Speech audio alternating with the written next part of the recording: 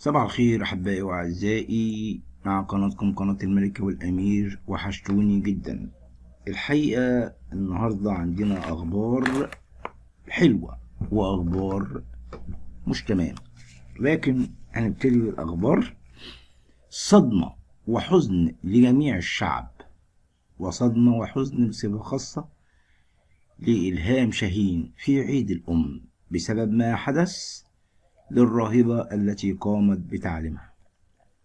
ماذا حدث؟ في يوم عيد الأم ذهبت الفنانة الجميلة إلهام شاهين لزيارة الراهبة صوفي التي كانت ناظرة مدرستها في طفولتها، فكانت الصدمة الكبيرة لها التي جعلتها حزينة، وهي كما قالت الراهبة التي أقبل يديها هي الأم صوفي، كانت ناظرة مدرستي في طفولتي، وكانت أم حنونة جدا لكل الأطفال، وكنت أعتبرها بالفعل أمي الثانية. وأضافت الفنانة إلهام شاهين من خلال حسابها الشخصي على موقع التواصل الاجتماعي فيسبوك قائلا: ورغم أنها تركت المدرسة لتصبح رئيسة دير سيدة المعونة في حريصة بلبنان على أنها كلما تزور مصر أذهب للقائها داخل الدير بمدرستي بكل حب واشتياق، وقد انتهزت فرصة وجودي بلبنان لأزورها ليلة عيد الأم، وكانت المفاجأة لقد انتقلت إلى رحمة الله، والراهبات قابلوني عائدات من الدفنة. القدر لم يمنحني الفرصة لأراها لآخر مرة، وتبارك بها، الله يرحمها ويسكنها فسيح جناته، لقد كانت ملاكا في صورة إنسان. عزائي لنفسي لكل راهبات دير سيدة المعونة بلبنان. واختتمت الأخت تقلة التي عن يساري هي نظيرة مدرستي الآن، وقد كانت تدرس لي في ابتدائي 10 عمر طويلة، أحبها من كل قلبي هي وكل الإخوات الطيبات الحنونات التي على أعلى درجة من الرقي والإنسانية. إن الراهبات هم أعز من قلبي، إن الراهبات المسيحيات هم أعز ما في حياتي وفي وجودي. إلهام شاهين تقول كلام صعب لن يقبله كل شخص. إلهام شاهين تعتبر الراهبات المسيحيات هم أصلها، هم أصل تربيتها، هم أصل أخلاقيتها، هم أصل من علموها التعليم وليس الأخلاق فقط. الراهبات عملوا ما على يديهم وعلموها وربوها، ولكن كل إنسان لديه أن يستفيد من التربية والأخلاق. أعلم جيدا أن مشاهدين يقول إن إلهام شاهين فنانة، وقد مثلت ما لا يراه إنسان من مبادئ وأخلاق قد تكون جيدة وقد تكون غير جيدة. الحقيقة كل ممثل بيمثل حاجات كويسة وبيمثل حاجات صراحة خليعة، ملناش دعوة. احنا لينا ان هي بتشكر في الراهبات وبتقول ان هم اللي علموها احسن تعليم وهم اللي علموها كل حاجة. ده بالنسبة للتعليم. بالنسبة للأخلاق والتربية، المدرسة كانت زمان وزارة التربية والتعليم، ولكن دلوقتي أصبحت وزارة التعليم وليست هناك التربية. التربية تعتمد على الأسرة فقط، ليس على المدرسة. المدرسة هي تعلم تعليم فقط. خبر آخر: الموت المفاجئ يحصد أرواح الشباب داخل بيوتهم، وتلك هي الأسباب. ما هو الأسباب؟ مخدرات، غاز، نوبات قلبية، هبوط في الدورة الدموية. الأسباب مختلفة والموت واحد، ولكن هنا الموت المفاجئ يؤدي بحياة الشباب في منازلهم، وخاصة شبح الإدمان والغازات السامة الأكثر شيوعا. في هذا التقرير نرصد عدد من الحقائق. وفاة شاب في مدينة السلام بعد تناول جرعة زائدة من المخدرات. وفي منطقة السلام توفى شاب لم يتجاوز 25 من عمره في شقة يعيش فيها وحده بعد تناول جرعة زائدة من المخدرات. قد تلقت غرفة عمليات الطوارئ بالقاهرة بلاغا من الأهالي يفيد بوجود جثة داخل شقة في مدينة السلام، وانتقل رجال المباحث إلى مكان الحادث، وبالفحص تبين أن قد توفى شاب في 25 من عمره جراء تناول جرعة زائدة من المخدرات. قد تم نقل الجثة إلى مشرحة تحت تصرف النيابة العامة، واستمع فريق من المباحث إلى شهود عيان للوقوف على ملابسات الحادث، وضبط فريق من المباحث كاميرات المراقبة التي يفرغوها.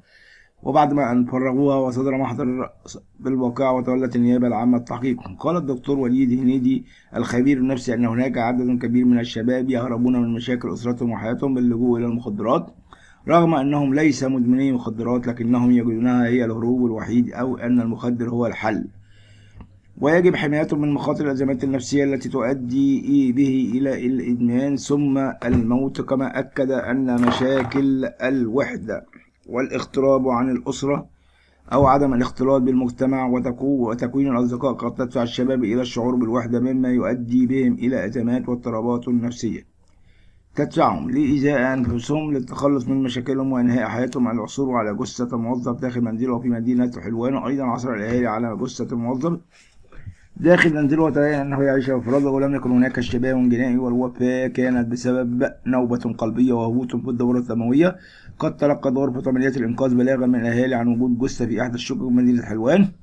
على الفور تحركت الأجهزة الأمنية وتبين أن جثة ميم س 33 سنة موظف، وبعد فحص الجثة وتفريغ كاميرات المراقبة للوقوف على ملابسات الحادث، واستمعت النيابة إلى أقوال أقاربه الذين أكدوا أنه يمر بأزمة في الفترة الأخيرة، وتم إعداد التقرير اللازم بالحادث وعرضه على النيابة. الغاز يقتل الشباب، شاب وفتاة بأكتوبر. وفي أكتوبر داخل شقة لقدت فتاة وشاب أنفسهم الأخيرة بعد تسرب غاز أثناء نومهما وتوفيا على الفور، ولا يوجد شك جنائي. تلقت مديرية أمن الجيزة اختارا من شرطة الطوارئ يفيد وجود قتلى داخل الشقة بالحي الرابع من أكتوبر. على الفور تحركت الأجهزة الأمنية مدعومة بعربات الإسعاف وعثرت على جثة ميم أ 35 سنة وهي 40 سنة متوفية، وكشفت التحقيقات عن إصابتهم بالاختناق جراء تسرب غاز ونقل الجثتين إلى المشرحة، فيما يجري المباحث التحقيقات واستجواب شهود العيان والجيران.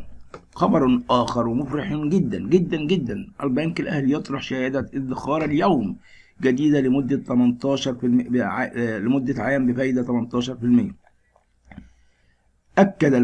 أعلن البنك الأهلي المصري طرح شهادة الادخار جديدة مدة عام بأسعار فائدة سنوية قد تبلغ 18%، حيث أكد رئيس مجلس إدارة البنك الأهلي المصري هشام عكاشة في تصريحات صحفية صباح اليوم بأن لجنة الإلكو بالبنك الأهلي قد عقدت اجتماع عاجل صباح اليوم الاثنين بعد قرار البنك المركزي رفع أسعار الفائدة بنسبة 1%.